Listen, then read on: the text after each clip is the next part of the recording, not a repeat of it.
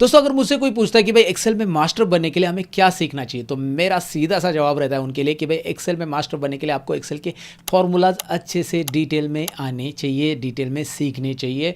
उनका लॉजिक समझना आपके लिए बहुत ज़रूरी होता है। जी हाँ दोस्तों, एक्सेल में स्टैटिस्टिकल फार्मूला होते हैं, लुकअप फार्मूला होते हैं, टेक्स्ट फार्मूलाज होते हैं, डेट फार्मूलाज होते हैं, फाइनेंशियल फार्मूलाज होते हैं। इन सभी फार्मूलाज को आपको डिटेल में सीखना बहुत ज़रूरी होता है। साथ ही में पिवट टेबल वगैरह सारी चीज़ों की ज़रूरत होती है, लेकिन फॉर्मूला का लॉजिक समझना बहुत ज़रूरी होता है। और बहुत सारे लोगों को फार्मूला लॉजिक ही लगाना नहीं आता है, क्योंकि लॉजिक है तो मैजिक है। मैं हमेशा बोलता हूँ कि कोई भी फार्मूला का लॉजिक आपको समझ में आए तो वो फार्मूला आप किसी भी चीज़ के ऊपर अप्लाई कर सकते हैं, मतलब किसी भी डेटा के ऊपर, चीज़ मतलब डेटा, राइट, समझ में आए तो किसी भी डेटा के ऊपर उस फॉर्मूला को आप अप्लाई कर सकते हैं। लेकिन लोगों को ये लॉजिक समझ में नहीं आता, और इसीलिए ये ध्यान में रखते हुए मैंने फॉर्मूला सीरीज़ एक सीरीज़ में निकाल रहा हूँ। एक्सेल ट्यूटोरियल चैनल पे एक सीरीज़ आने वाली है जहाँ पे मैं step by step statistical, text formulas, date formulas, financial formulas, lookup formulas, ये सारे फार्मूलाज मैं आपको बताने वाला हूँ। जैसे स्टैटिस्टिकल फार्मूला में होता है सम ईप, काउंट ईप, सम ईप्स, काउंट ईप्स, एवरेज ईप्स, मैक्स ईप्स। इन सभी फार्मूलाज को प्रैक्टिकल डेटा के साथ इस्तेमाल कैसे करते हैं वो मैं डिटेल में बताने वाला हूँ। साथ ही में मैं लुकअप फार्मूलाज कवर करूँगा, टेक्स्ट फार्मूलाज, फाइनेंशियल फार्मूला, सारे फार्मूलाज मैं कवर करूँगा इस फार्मूला सीरीज़ के अंदर। और ये अपलोड होगा वीडियो एवरी फ्राइडे शाम को 5 बजे, पहले मैं बता देता हूँ। और इसका नोटिफिकेशन मिलने के लिए चैनल को सब्सक्राइब करके रखो एक्सेल ट्यूटोरियल चैनल पे, जहाँ पे एक्सेल की स्पेशल वीडियोस अपलोड होते रहते हैं। तो इस चैनल को सब्सक्राइब करके रखो। साथ ही में इन वीडियोस को बनाने के लिए मेहनत बहुत लगती है मेरी टीम को, मुझे, राइट। डेटा कलेक्ट करो, उसके ऊपर प्रिपरेशन करो, फिर वीडियो रिकॉर्ड करो, एडिट करो, ढेर सारी चीज़ें होती है यार। ऐसा नहीं कि डायरेक्टली ये वीडियो आ गया आपके लिए, राइट। तो आप से मैं रिक्वेस्ट करूंगा कि वीडियो को लाइक कर दो ना यार, शेयर भी करो दोस्तों के साथ, कमेंट भी करो। चलो शुरू करते हैं आज के इस फॉर्मूला से। आज के टॉपिक में बेसिकली आज मैंने फॉर्मूला जो लिया है वो है सम ईप का फॉर्मूला, जो बहुत यूज़फुल होता है। मैं पहले कुछ यूज़फुल फार्मूलाज यहाँ पे कवर करने वाला हूँ, फिर बेसिक फार्मूलाज भी कवर करूँगा, डोंट वरी। लेकिन सम ईप फार्मूला जो बहुत यूज़फुल होता है, एक स्टैटिस्टिकल फार्मूला है जिसकी मदद से आप यहाँ पे कुछ स्टैटिस्टिक कर सकते हैं। कैसे कर सकते हैं मैं आपको दो तरीके से बताने वाला हूँ। एक डेमो डेटा के ऊपर भी बताऊँगा, एक एक्चुअल डेटा जो कंपनी का होता है, बड़ा डेटा, उसके ऊपर भी मैं बताऊँगा। मतलब आपको आइडिया आएगा कि भाई हाँ, मैं कंपनी में जाऊंगा तो ऐसा डेटा हो सकता है और ऐसा मुझे काम करना पड़ सकता है, राइट।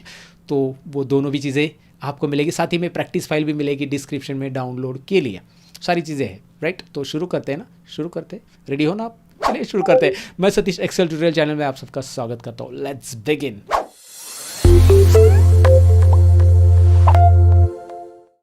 तो यहाँ पे कंप्यूटर स्क्रीन आपको दिखाई दे रही है। इंट्रोडक्शन पार्ट में मैंने आपको बताया था कि भाई मैं दो डेटा पे आपको बताने वाला हूँ। तो यहाँ पे आपको पहला जो शीट दिखाई दे रहा है वो है डेमो शीट। मैंने यहाँ पे क्रिएट किया है, छोटा सा डेटा मैंने लिया है ताकि चीज़ों को आप समझ लो, क्योंकि मुझे फॉर्मूला आपको रट्टा नहीं मरवाना है। मुझे फॉर्मूला जो है ना उसका लॉजिक समझाना है आपको। लॉजिक है तो मैजिक है, मैंने पहले ही बोला। पूरा आपके दिमाग में एंटर होना चाहिए। बाद में कौन सा भी डेटा आपके सामने है, खिंचाए, बस एक झटके में आप वो फार्मूला लगा दोगे वहाँ पे। क्योंकि बहुत सारे लोगों को ये लॉजिक नहीं क्लियर होता है जब पहली बार वो फार्मूला सीखते तो, और मेरे से सीखोगे तो ये लॉजिक क्लियर होगा ही होगा, ये मैं गारंटी देता हूँ। क्योंकि पिछले 16 साल से मैं इस फील्ड में हूँ दोस्तों, तो मुझे पता है कि चीज़ों को आसान भाषा में कैसे समझाते हैं। मेरी बातें मैंने बड़ा चढ़ा के नहीं बोली है, बस बता रहा हूँ जो है वो है। हमें क्या करना है बेसिकली इस डेटा में, देखिए सम ईप करेगा क्या। बेसिकली सम ईप फॉर्मूला होता क्या है ये आपको तुरंत पता चल जाएगा। यहाँ पे ABC डेटा है। जब आपके पास इस तरह से डेटा है जिसमें बी कॉलम में आपके पास मल्टीपल ट्रांजैक्शन टाइप है, यहाँ पे दो ही मैंने लिए हैं, कैश और ऑनलाइन पेमेंट मेरे पास कलेक्ट होता है। और उसमें जो कैश में अमाउंट कलेक्ट हुआ है वो कैश के आगे लिखा गया, ऑनलाइन में जो कलेक्ट हुआ है वो ऑनलाइन के आगे लिखा है। और हमें क्या करना है, हमें क्या करना है कि भाई कैश के टोटल अमाउंट कितना कलेक्ट हुआ, यहाँ पे कैश है, यहाँ पे कैश है, यहाँ पे कैश है, राइट, कहीं पे भी हो सकता है कितनी बार। और ऑनलाइन में टोटल अमाउंट कितना कलेक्ट हुआ, ये टोटल निकालना है। मतलब हमें टोटल करना है, लेकिन हमें कंडीशन के साथ टोटल करनी है। देखिए टोटल करना है, हमें सम करना है। टोटल यानी कि सम, जो सम फॉर्मूला आपने एक्सेल में सीखा होगा, बेसिक फार्मूला तो आता होगा बेसिकली, राइट। तो सम फार्मूला ही हमें यहाँ पे यूज़ करना है, लेकिन हमें कंडीशन के साथ। यानी कि कंडीशन के लिए कौन सा फार्मूला यूज़ होता है, ईप फार्मूला। आपने नहीं सीखा, ईप के ऊपर भी ऑलरेडी वीडियो बनाए जो कि आई बटन में डिस्क्रिप्शन में मिल जाएगा, या फिर एक्सेल ट्यूटोरियल चैनल पे जाकर आप चेकआउट कर सकते हैं। तो ईप होता है कंडीशन के लिए, सम होता है टोटल के लिए, यानी एडिशन के लिए। तो हमें एडिशन करना है कंडीशन के साथ, यानी कि सम ईप। क्लियर है, सम और ईप को ज्वाइन कर दिया यानी कि सम ईप। ये दो फॉर्मूला, दो वर्ड है अलग अलग, सम टोटल, ईप कंडीशन। तो सम ईप नया नाम नहीं है आपके लिए, पुराने नाम है, बस ये दोनों ज्वाइन किए इसलिए आपको थोड़ा सा कंफ्यूजन लगता होगा। अब आपको पता चला कि भाई हमें टोटल ही करनी है लेकिन कंडीशन के साथ करनी है। तो कंडीशन है हमारी कैश की टोटल और ऑनलाइन की टोटल सेपरेट सेपरेट होनी चाहिए। तो यहाँ पे देखिए मैं यहाँ पे फॉर्मूला लिखूंगा, पहले मैं जूम करूँगा और आपको ये फॉर्मूला जैसे ही टाइप करूँगा दिखाऊंगा। पहले इज इक्वल टू टाइप करो, उसके बाद आप सम, आप जैसे टाइप करोगे नीचे सम से रिलेटेड फॉर्मूलाज आ जाएंगे। आप इसे सिलेक्ट कर सकते हैं up and down arrow keyboard पे प्रेस करके, उसके बाद कीबोर्ड पे टैब बटन दबाइए। पूरा फॉर्मूला लिखने की ज़रूरत नहीं है, बस सम टाइप करोगे उससे रिलेटेड आ जाएगा। टैप करोगे सिलेक्ट करने के बाद तो यहाँ पे पूरा फॉर्मूला आएगा। फॉर्मूला आने के बाद मैं हमेशा रिकमेंड करता हूँ कि आप सिंटैक्स को पढ़ो। बहुत सारे लोग सिंटैक्स को नहीं पढ़ते हैं। This is called formula syntax. Okay, ये जो दिखाई दे रहा है, राइट। तो फॉर्मूला सिंटैक्स इसलिए ज़रूरी होता है क्योंकि उसमें जो आर्ग्यूमेंट्स देने होते हैं ना, वो आपको कौन कौन से देने हैं ध्यान से देखिए। पहला आर्ग्यूमेंट है हमें रेंज देना है, दूसरा आर्ग्यूमेंट हमें क्राइटेरिया देना है, तीसरा आर्ग्यूमेंट हमें सम रेंज देना है। तो पहला आर्ग्यूमेंट रेंज के बाद हमें कोमा देना है, याद रखिए यहाँ पे पूरा प्रॉपरली मेंशन है। मैं फोकस भी कर लेता हूँ, एक मिनट फिर से आएगा। ये देखिए रेंज के बाद कोमा देना है, क्राइटेरिया के बाद यहाँ पे कोमा देना है और सम रेंज देना है। तो रेंज क्या होगा हमारा, बताइए मुझे रेंज क्या होगा। रेंज यानी कि हमें बेसिकली क्या करना है, ट्रांजैक्शन टाइप। ये जो कंडीशन हमें देनी ना, किस रेंज में पड़ी है, कैश और ऑनलाइन ढूंढना है ना, तो हमारी इस रेंज में कंडीशन पड़ी है, राइट। इस रेंज में कंडीशन पड़ी है और ये है समीप के अंदर। ये देखिए B2 to B10, याद रखिए आप ये कंडीशन पूरा का पूरा बी कॉलम ले सकते हैं। आपको लगता है कि यार बहुत बड़ा है, आपको रेंज नहीं सिलेक्ट कर, आप इतना भी ले सकते हैं। जब आप बी कॉलम सिलेक्ट करते हैं या फिर आप इतना सिलेक्ट करते हैं, जो भी है, इसमें आपको एक चीज़ करनी होती है जो होती है कॉलम को फिक्स करना, यानी रोज और कॉलम को फिक्स करना, सेल रेफरेंस को बेसिकली फिक्स करना।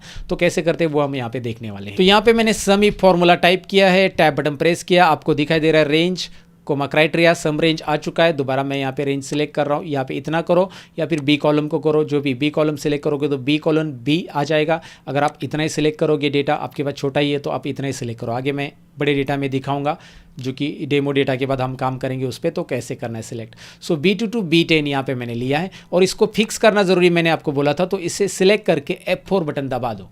F4 कीबोर्ड पे F4 जो बटन होता है ना, F1 to F12 कीज़ में, वो दबा दो ताकि यहाँ पे आपको B के आगे डॉलर, 2 के आगे डॉलर, B के आगे डॉलर, 10 के आगे डॉलर, यहाँ पे आपको डॉलर साइन अप्लाई होते दिखाई दे रहा है। और ये डॉलर साइन से कंफ्यूजन होना कुछ नहीं है, क्योंकि ये डॉलर साइन मैंने क्यों अप्लाई किया दोबारा बता देता हूँ। इसके ऊपर तो डेडिकेटेड वीडियो है, why we are using dollar sign, वहाँ पे एक्सो ट्यूटोरियल चैनल पे आपको मिल जाएगा। लर्न मोर पे भी है शायद, लर्न मोर चैनल पे भी, राइट।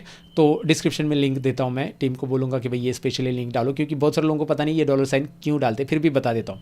डॉलर साइन यहाँ पे इसलिए डालते क्योंकि B2 to B10 जो रेंज है, इसी में ही हमारा डेटा है, ना C में है ना A में है, हमें ना C में जाना है ना A में जाना है, इसलिए B के आगे डॉलर साइन है, राइट। और 2 और 10 के आगे डॉलर साइन इसलिए है क्योंकि 2 से लेकर 10 में ना, 1 में ऊपर नहीं है और नीचे भी नहीं है, नीचे ब्लैंक है, इसलिए B2 to B10 में ही डेटा हमारा पड़ा है। हम इतना बोलेंगे उसको और हम कॉमा करेंगे, इसलिए फिक्स करेंगे। अगर हमें ये स्क्रॉल करना होता है ना कि B से C कॉलम में जाना है, मतलब इधर उधर जाना है डेटा को ड्रैग करते ही फॉर्मूला को, तो वो B की जगह हम B को हम लोग यहाँ पे अनलॉक रखते हैं, राइट, फिक्स नहीं रखते। अनलॉक रखना है ना, फिक्स नहीं रखना। ये फिक्स रेफरेंस है, 2 प्रकार के रेफरेंस रहते हैं, फिक्स और रिलेटिव। अनलॉक ये जनरल हम बोलते हैं, लॉक तो होता नहीं वैसे, लेकिन फिक्स और रिलेटिव। फिक्स रेफरेंस ये फिक्स हो गया, B2 to B10 में ही रेंज पड़ी रहेगी, ये इधर उधर मूव नहीं होगी जब आप फॉर्मूला को ड्रैग करोगे, खींचोगे तो। ओके, तो बेसिकली यहाँ पे मैंने कोमा दिया है, उसके बाद क्राइटेरिया देना है। क्राइटेरिया हमारा यहाँ पे पड़ा है यानी कि यहाँ पे कैश लिखा गया है। आप यहाँ पे सिलेक्ट करोगे इसे। अगर यहाँ पे कैश नहीं लिखा गया, E2 में कैश लिखा है, राइट, यहाँ पे नहीं लिखा गया, तो आप यहाँ पे इस तरह से कैश को टाइप कर सकते हैं। And there is no problem with the case sensitivity. आप स्मॉल कैपिटल टाइप करोगे तो भी चलेगा, राइट। वो इफ कंडीशन में होता है जनरली, यहाँ पे नहीं होता है। तो यहाँ पे समीप में आप कैश इस तरह से कैपिटल में टाइप करोगे तो भी चलेगा। उसके बाद मैं कैपिटल में टाइप कर दिया है मैंने। उसके बाद मैं कोमा करता हूँ और सम रेंज में लेता हूँ, ये वाला सम रेंज। क्या लिया मैंने, सम रेंज। देखिए मैंने कैश को मैंने टाइप किया है फिलहाल इन्वर्टेड कोमा के अंदर। याद रखिए इन्वर्टेड कोमा देते समय शिफ्ट बटन दबा के इन्वर्टेड कोमा देना है।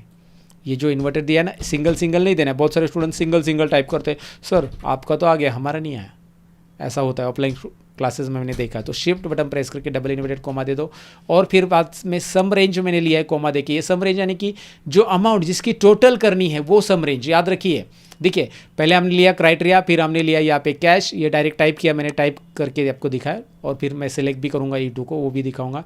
और C2 to C10 में जो वैल्यूज़ है ना उसके सामने सामने रेंज।